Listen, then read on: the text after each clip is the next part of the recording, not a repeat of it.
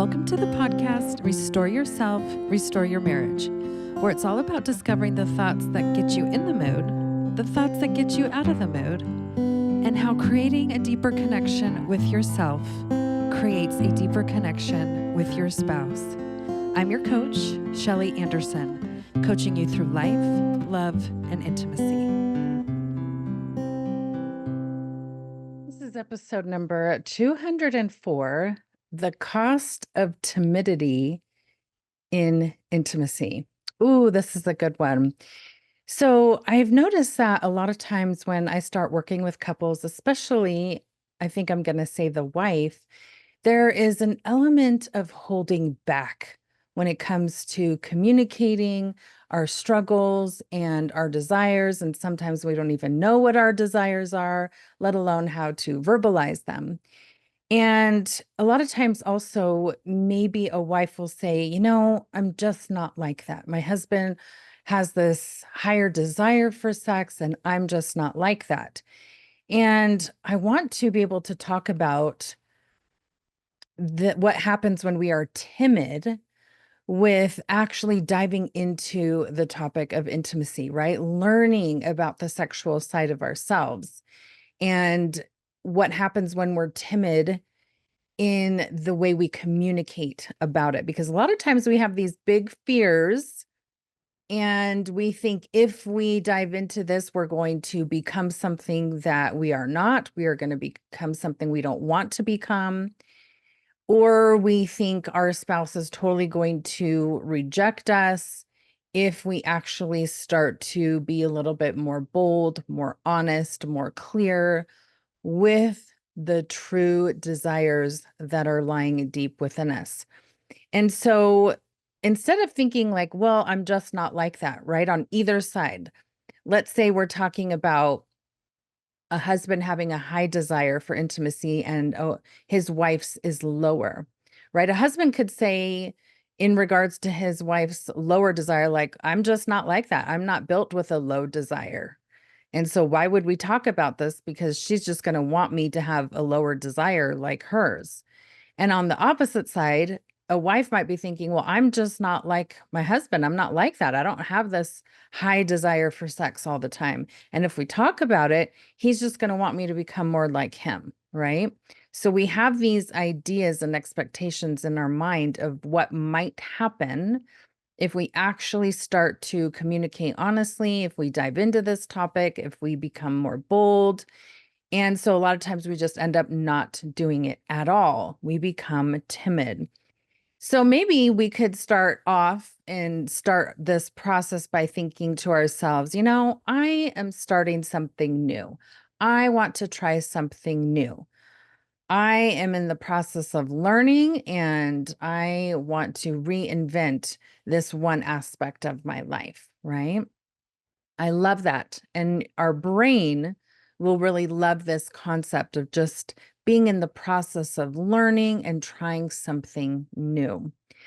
So let's take a minute to just talk about the downsides of being timid. There are some costs.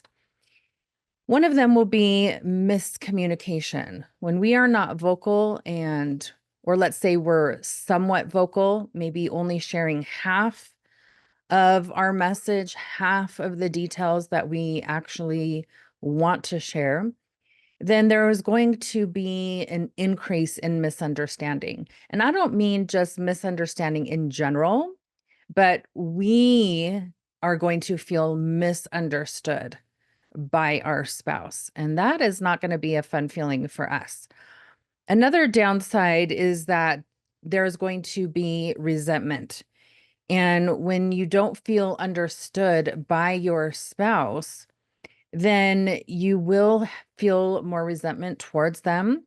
And then you will probably take that to the next step where you will feel like ignored. Like they should know this about me and they are just ignoring me.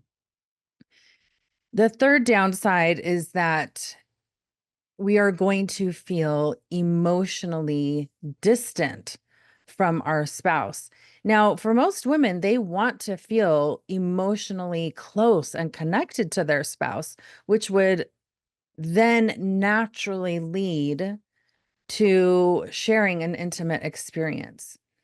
And so we actually crave emotional closeness, but when we're timid, we don't realize that this is actually creating the opposite of what we want.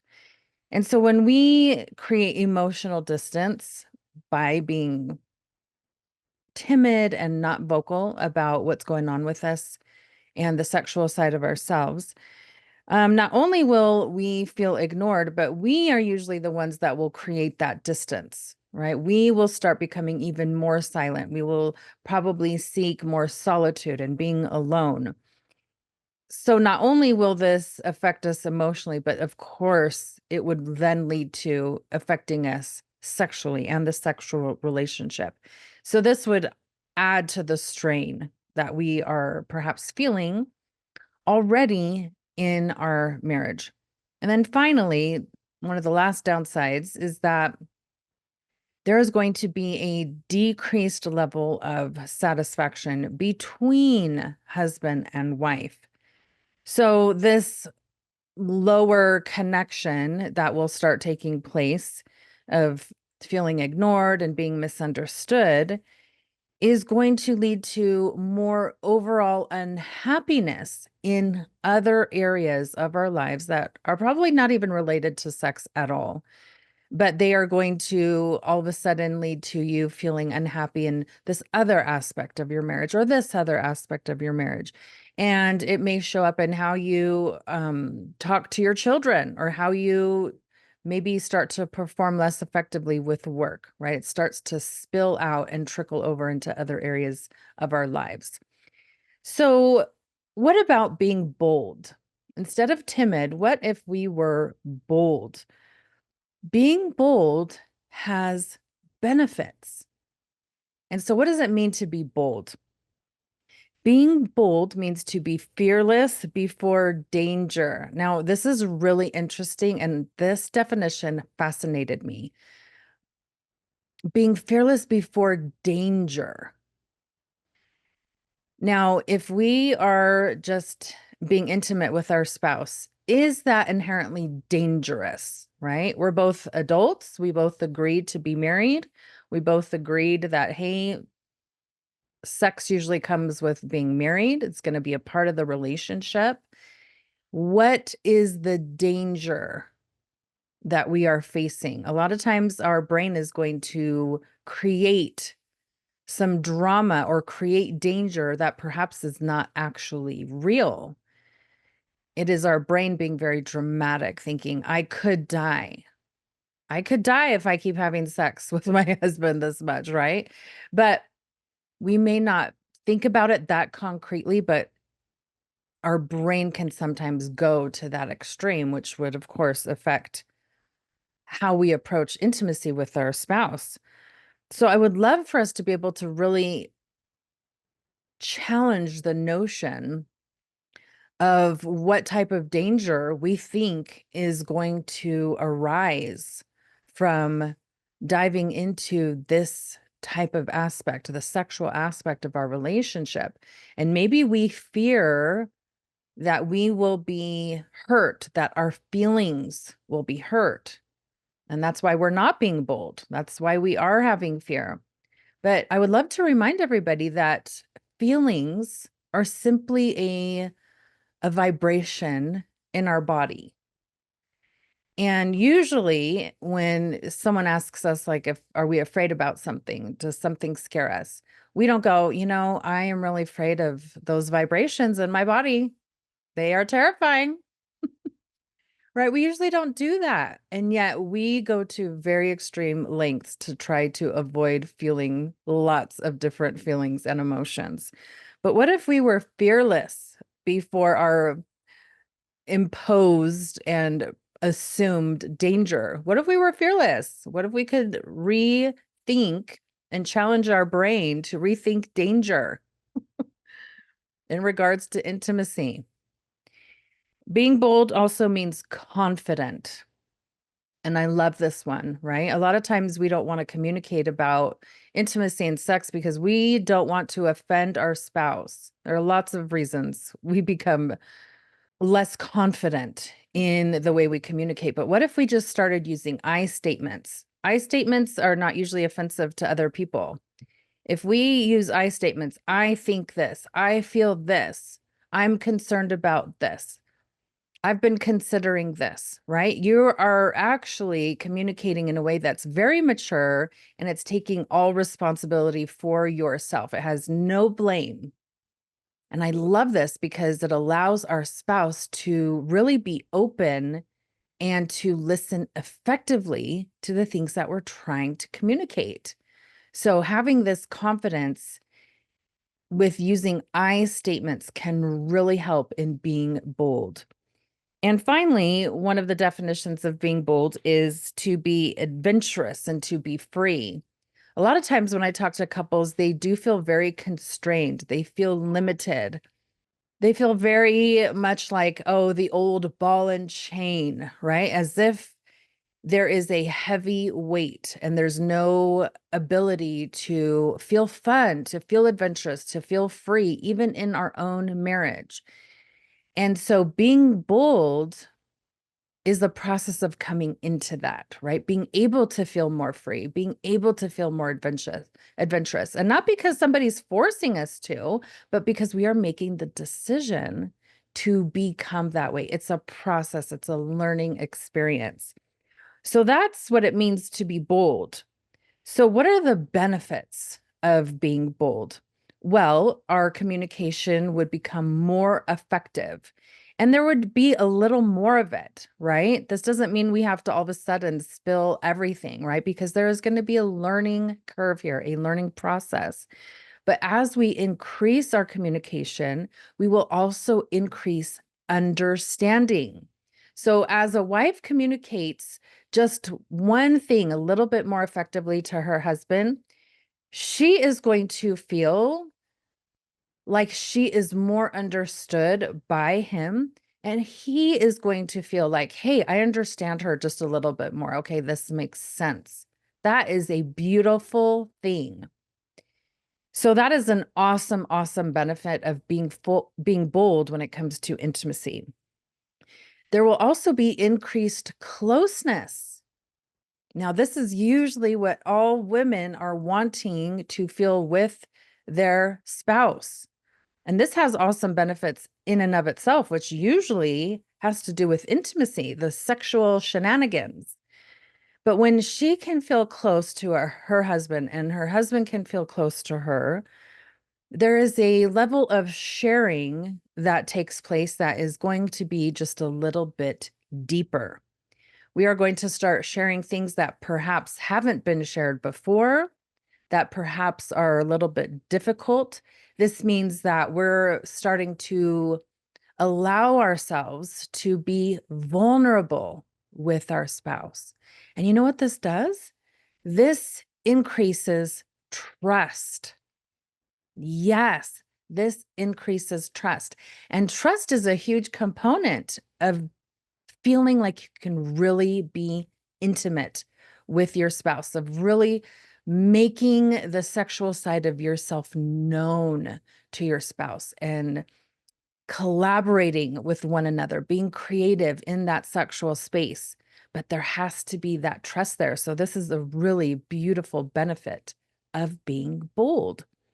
Another benefit is the emotional bonding that can take place. As you go through the process of sharing your thoughts and your feelings that perhaps you haven't shared before, you will feel more understood as a person. And you can also appreciate your spouse as they share more with you because you will understand the process. You will understand that vulnerability is included, but that trust is being built, and you can appreciate that effort. And that can really bond you as a couple because you're both going to be trying to do that. That is an awesome thing.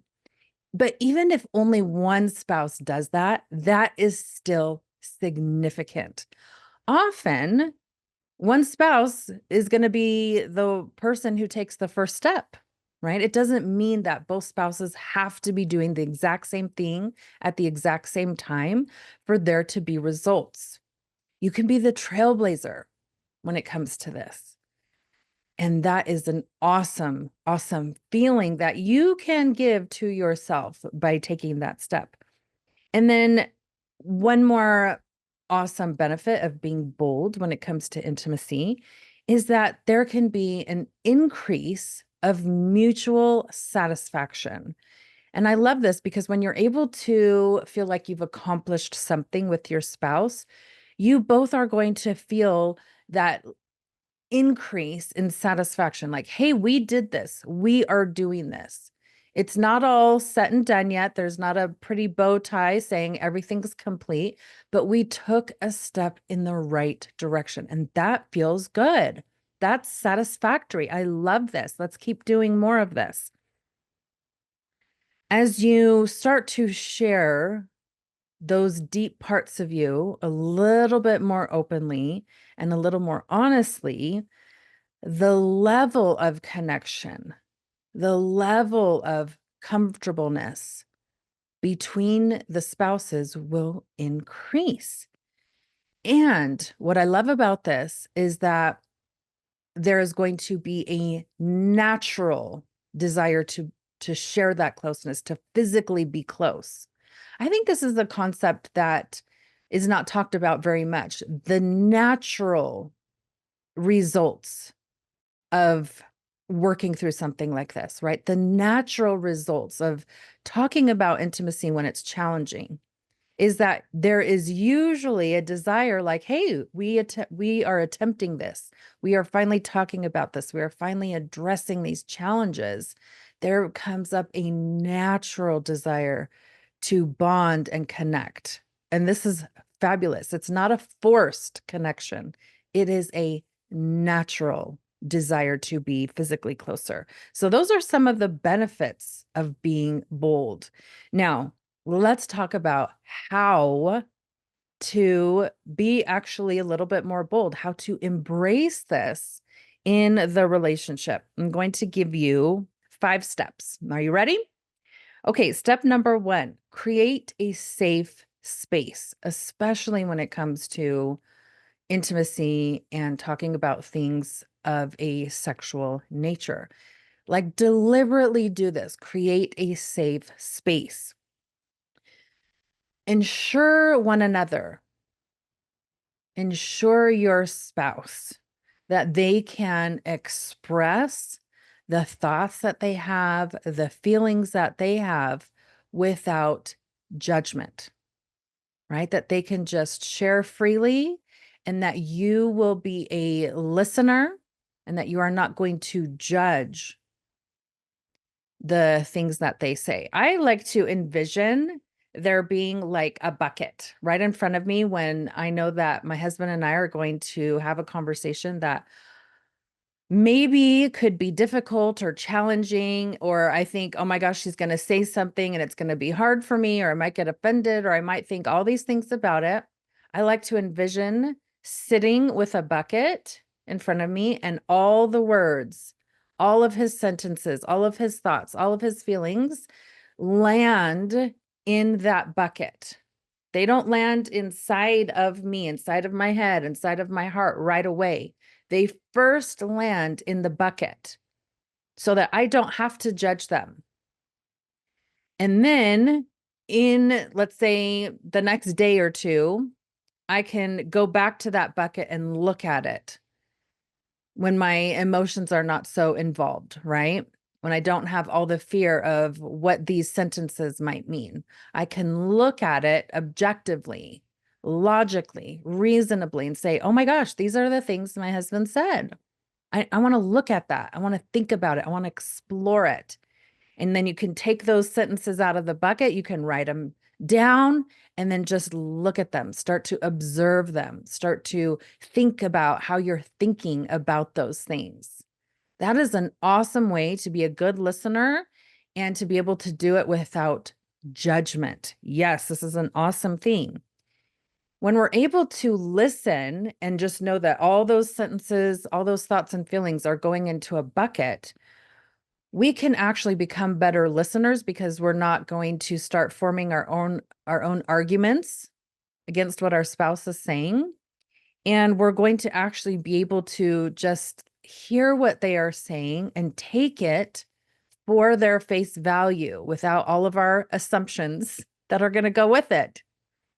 So this means that we can actually hear their message more effectively and that we can actually show empathy. Usually we're so busy formulating our own comebacks, our own arguments against what our spouse is saying, that we often don't get to the place where we're actually hearing and then showing empathy. Oh my gosh, like I never realized that when this happened in the sexual aspect of a relationship, that it affected you in this way. I never fully realized that. Right. And we can have that empathy. And we can also have empathy that our spouse's experience is unique and different than our own experience. And that has value in and of itself. And we can be empathetic to that. So we can do this by just setting a standard, right? We can be bold about this. We can be open and honest about it. And that we can tell one another, hey, when we want to talk about sex, when we want to share something that may be difficult, we are going to share simply for understanding. We are not going to share to set some new expectation. I think this is so important for each spouse, right? Let's say a wife wants to share something with her husband. Let's say it comes to the frequency of sex in their relationship. She can set this precedence, right? Set this standard. Like, I'm just going to share so that you understand. I'm not going to share in hopes that all of a sudden we're now only going to have sex once every 6 months. We're not going to all of a sudden impose something new right away, but we are simply going to share for understanding. And at the same time, if a husband wants to share some of his frustrations in the sexual aspect of the relationship, he can also set a standard and say, hey, I would love to discuss this simply for better understanding, for increased understanding, not to all of a sudden set some new high expectation that matches only my desires, right? All of a sudden, we're not going to be like, well, the husband wants to have sex 4 times a day, and we're going to discuss it so that that takes place, right? It's not to set up new expectations, but it's to really seek understanding. So we can have that discussion and create that safe space that sharing and discussing is for the understanding. We can talk about solutions later, right? But that we are going to create the safe space first. Okay, the second step is going to be to start small. Our brain is going to really appreciate just talking about one thing at a time, not unpacking all the issues all at once. That is going to be too much information to process. It's probably going to be processed incorrectly and could probably be damaging. But if we can just start with one thing, start with something small, that is so much more effective. And we can be bold with that one thing instead of trying to say, look at all the things that are going wrong, right? Let's just start with one, start small. And we can preface this type of communication, this type of conversation, right? We want to use an I statement. I would love to talk about this one small thing. I love that. That can really increase some anxiety, some resistance. Just say, let's just discuss this one small thing. Not only can this lower your own stress, but it can lower the stress that your spouse could be feeling if he thinks that this is going to be a 4-hour conversation and we're going to try to solve all the issues, right? Let's just talk about one. So, what's something that maybe would be a small thing to start off with? It could be, hey, I would love to just discuss the setting of the scene, right? Like, I would love to be able to create a scene that includes more of my senses so I could be more involved in the sexual experience. I could be more in tune with my body, right? That's just one small thing, setting the scene. And sometimes we discount the value that just setting the scene can have on our sexual experience. So that might be an example of something small that could be discussed. Okay, the third idea for how to embrace boldness is going to be honest. When we're starting small, when we're creating a safe space, this is not the time to now hold back or be halfway honest about your thoughts and feelings about the sexual relationship. And one way that you can really tune into being honest is to really use I statements. If we're going to start a sentence with the word you, it's usually a blaming sentence and we feel afraid about that. And usually that's when we start to not be so honest. When you use an I statement, you're owning it. I have been thinking this. I have been feeling this. I have been struggling with this. I would love to consider this, right? I know that I think about things differently than you. I know that I experience things differently than you. I know that I am unique in this way, right? All those I statements allow for you to be honest without you offending your spouse or being mean towards your spouse. This is awesome. Okay, number 4, the fourth idea of how to embrace boldness is going to be increase your empathy and compassion when your spouse is sharing something. So allow this to become a skill for you, right?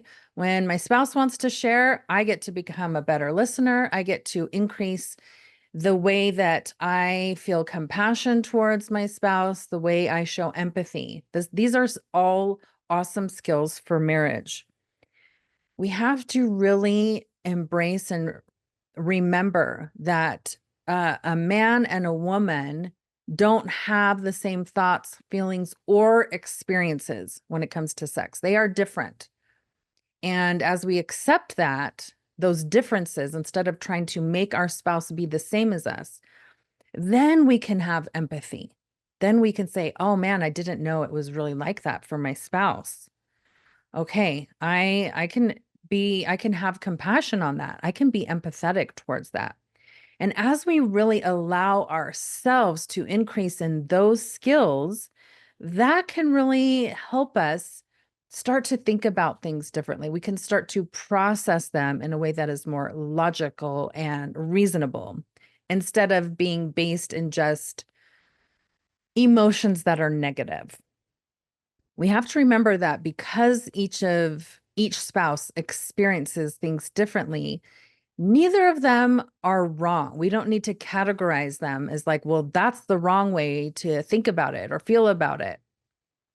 And your way is wrong, but my way is right. Like, we just need to take that out for a minute. Neither are wrong. They are just different. They are unique, and probably both are very right for that spouse. So we need to kind of take this right and wrong out in order to increase this empathy. And really just say, but this is my spouse's experience. I'm going to consider it. I'm going to ponder on it. I'm going to think about it. And as we do that, as we are able to think about it, as we're able to consider and have that empathy, then we are able to start to move into that phase where we start to collaborate. We can start to say, you know what? Here is where we can be creative. We don't need to be limited by the ways that we have been dealing with this in the past. We can really start to expand the way that we have been approaching this. We can use a collaborative approach where we actually consider both spouses' experiences and work with both of them, not just either the wife's experience or the husband's experience, leaving the other spouse's experience out. But let's use a collaborative approach using both spouses. Now, we don't need to just take one approach, right? There's no limit. There's no cap that says just try one thing and then stop. No, try 20. Try 20 different collaborative solutions, 20 different approaches. Like, this is the work of a married couple. This is what marriage is about. Like, hey, let's work through this together. Don't try one, try 20 different approaches and see which one brings out the best results. I love this. This is a fun way to experiment with spouses, right? This is an adventure that you guys can go on together, trying 20 different approaches. And finally, how to embrace boldness is, if you are really struggling, get some help. As we work on the sexual aspect of a relationship, it has a trickle out effect where progress in the sexual side means progress in the other sides, because you are getting down to some of the deeper issues, right? The challenges we face in the bedroom is because there are already challenges outside of the bedroom.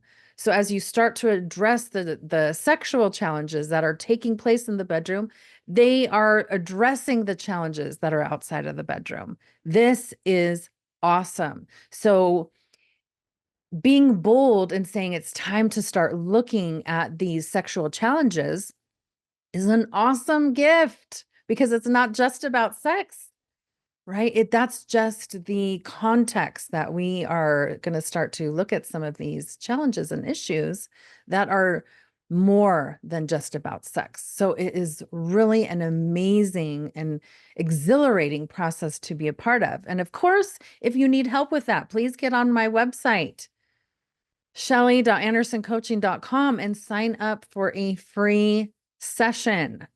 It is awesome. We can discuss these things and see how coaching can help for you.